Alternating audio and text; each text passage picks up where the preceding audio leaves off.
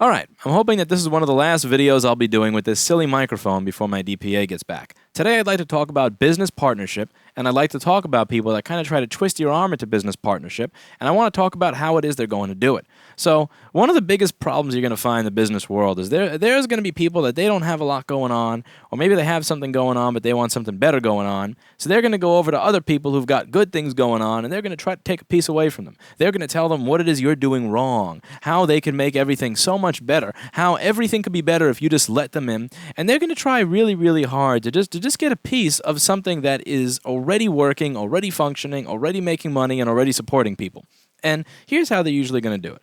They're going to make some three-point shot from half court. And then what they're going to do is they're going to make it seem like that three-point shot from half court, that wasn't luck, that wasn't weeks of practice that they took just so that when you were looking, they could get that one thing right. They're going to make it seem like that's something that they're capable of doing all the time, 50 times a day, every single time the three-point shot from half court will get in. So when they finally do manage to get that three-point shot from half court, they're going to say, oh, see, you need me. You couldn't do that on your own. You can't do that by yourself. You need somebody who can do this, that, and the other. And they're going to try to use that as leverage to kind of try to make you feel bad so that you will give them a piece of what it is that you've created. The reality is that, again, they may have practiced for weeks and weeks to get that one thing right at that one moment that you were looking. They may not be able to do that, again, with other aspects of your business. They may not be willing to put that amount of effort into the future projects that you're going to be doing once they already have that partnership.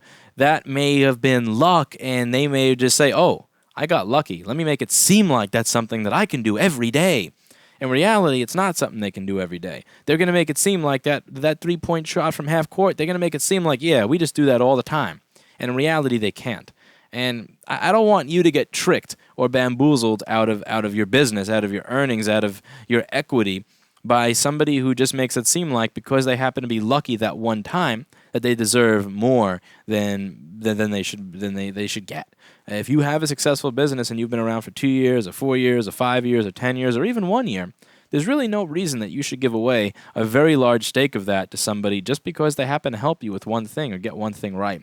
And one of the things that I talked about in the manipulation video that applies here is you'll know when somebody's manipulating you and they're trying really hard to convince you of something. When they're trying so hard to get you to change your point of view. There's a difference between saying what I think and saying what I think to where I want you to see it from my viewpoint. I need you to see it from my viewpoint. I need you to understand it the same way I understand it.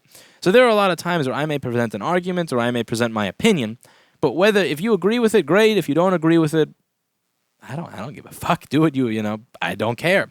But if I'm constantly wait, no, you still don't agree with me? No. Wait, oh, you still see it my way? No, or I'm just constantly trying to get you to see it my way, you're probably getting manipulated. So if somebody says, look at the amazing things I did, you need to create a new company with me, you need to partner with me, you need to work with me, and you go, I'm not interested.